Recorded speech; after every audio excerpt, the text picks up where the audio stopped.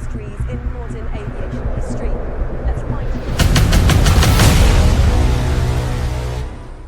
8 मार्च 2014 Kuala Lumpur हवाई अड्डे से फ्लाइट MH370 ने अपनी लंबी यात्रा की शुरुआत की। यह एक सामान्य दिन था।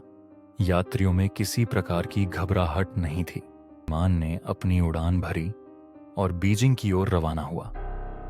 MH370 एक बोइंग 737-200ER दुनिया के सबसे बड़े और सबसे भरोसेमंद एयरलाइंस में से एक मलेशिया एयरलाइंस का हिस्सा थी। पायलट कप्तान जहारी अहमद शाह और सह पायलट फरिक अब्दुल हमीद दोनों अत्यंत अनुभवी थे।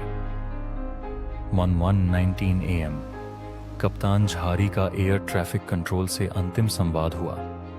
यह केवल एक साधारण और सामान्य संदेश था, गुड नाइट। लेकिन इस संवाद के बाद सब कुछ बदल गया।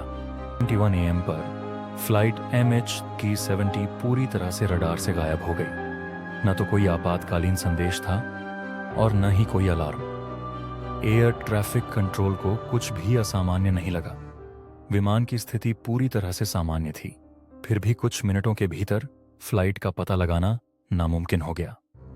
गायब होने का रहस्य उसके के रडार से गायब होने के बाद एयर ट्रैफिक कंट्रोल रूम में हड़बड़ी और दुनिया भर में खबर फैलने के दृश्य। जैसे ही फ्लाइट रडार से गायब हो गई, दुनिया भर में शोक और डर का माहौल बन गया। कोई नहीं जानता था कि फ्लाइट कहां गई। क्या यह एक दुर्घटना थी या कुछ और ही हुआ था? सबसे पहले यह माना गया कि विमान दक्षिण चीन सागर में गिरा होगा, लेकिन खोज अभियानों में कोई मलबा नहीं मिला।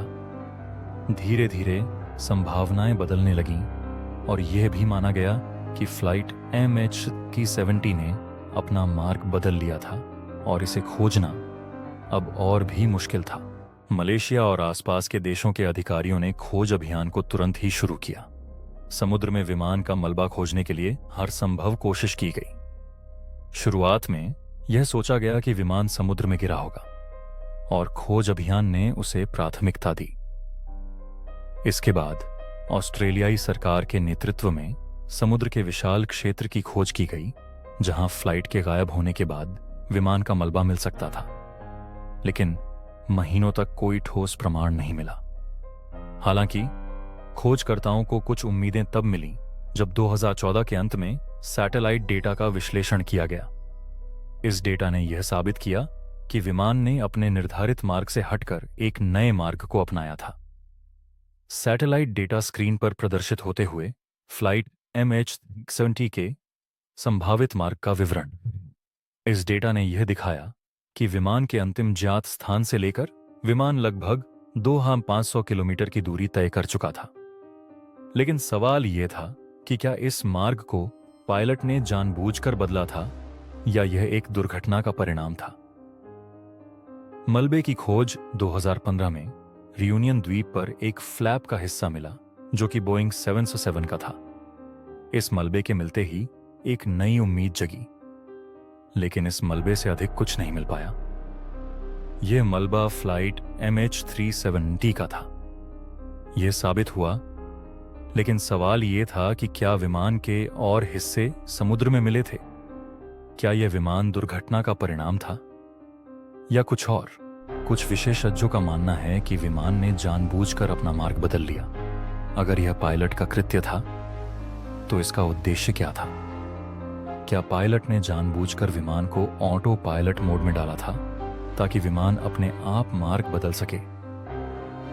सिद्धांत के मुताबिक पायलट ने विमान को एक नियंत्रित दिशा में मोड़ने के बाद उसे एक दूरस्थ क्षेत्र की ओर भेजा। क्या यह एक आतंकवादी हमले की तैयारी थी या पायलट के व्यक्तिगत कारण थे? क्या फ्लाइट MH370 का अपहरण किया गया था? क्या आतंकवादियों ने विमान का नियंत्रण ले लिया था और इसे एक खतरनाक दिशा में मोड़ दिया? सिद्धांत अभी भी एक रहस्य बना हुआ है, क्योंकि विमान के अंदर कोई असामान्य गतिविधियां सामने नहीं आई और न ही कोई ठोस साक्ष्य मिले जो हाईजैकिंग की ओर इशारा करते हों। मानव त्रुटि या तकनीकी विफलता। फ्लाइट MH370 के गायब होने के पीछे कोई तकनीकी विफलता थी? क्या विमान के रडार या संचार प्रणाली में कोई गड़बड़ी आई थी जिसने उसे ट्रैक करने में समस्या पैदा की। रिपोर्टों के अनुसार यह माना गया कि तकनीकी विफलता ने विमान की स्थिति को नियंत्रित करने में समस्या उत्पन्न की। लेकिन क्या यह सिर्फ एक त्रुटि थी या इसके पीछे कोई और गहरी बात थी? 2015 और 2016 के बीच मलेशिया ALA एयरलाइंस की फ्लाइट MH370 के संभावित मलबे के अन्य टुकड़े विभिन्न समुद्र तटीय क्षेत्रों में मिले। इनमें से एक टुकड़ा मोजाम्बिक के तट पर, जबकि एक अन्य मलबा मेडागास्कर के पास पाया गया।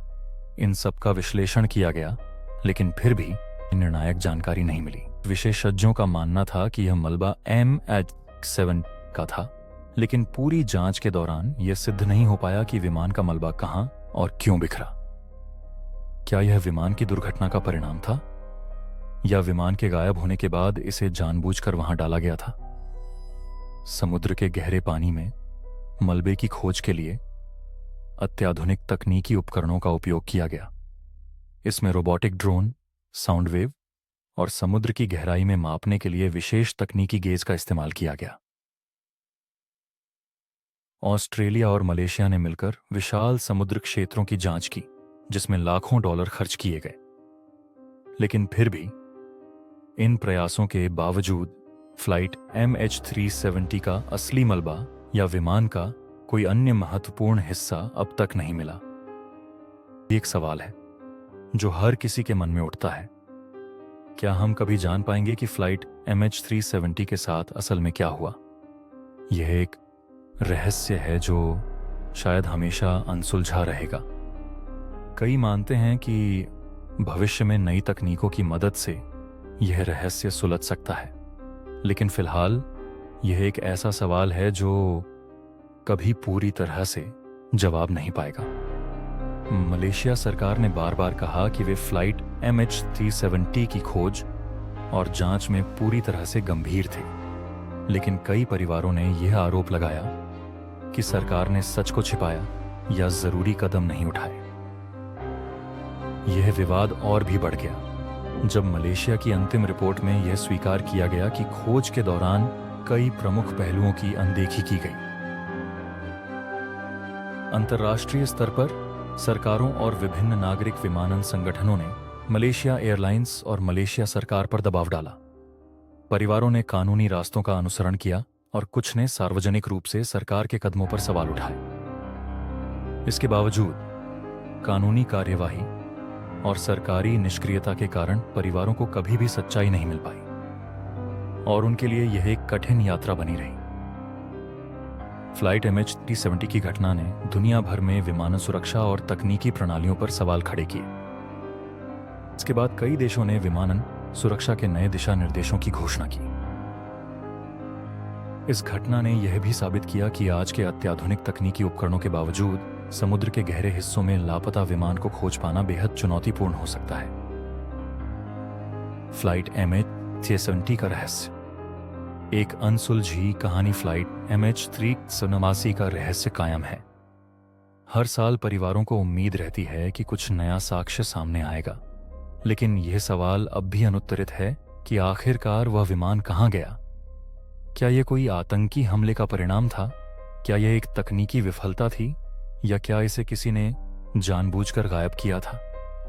अब तक हम केवल अनुमान लगा सकते हैं, और यही कारण है कि MH370 एक ऐसी कहानी है जो हमेशा एक अनसुलझे रहस्य के रूप में जानी जाएगी। MH370 की कहानी हमें यह सिखाती है कि कुछ रहस्य कभी हल नहीं होते। यह न केवल विमानन सुरक्षा और तकनीकी परिवर्तनों का कारण बनी, बल्कि यह मानवता के सामने एक ऐसे सवाल का रख दिया जिसका कोई ठोस उत्तर नहीं था। चुनौती दी कि तकनीक हमें हर जवाब दे सकती है, और यह साबित किया कि कुछ चीजें समय के साथ भी हल नहीं हो सकती।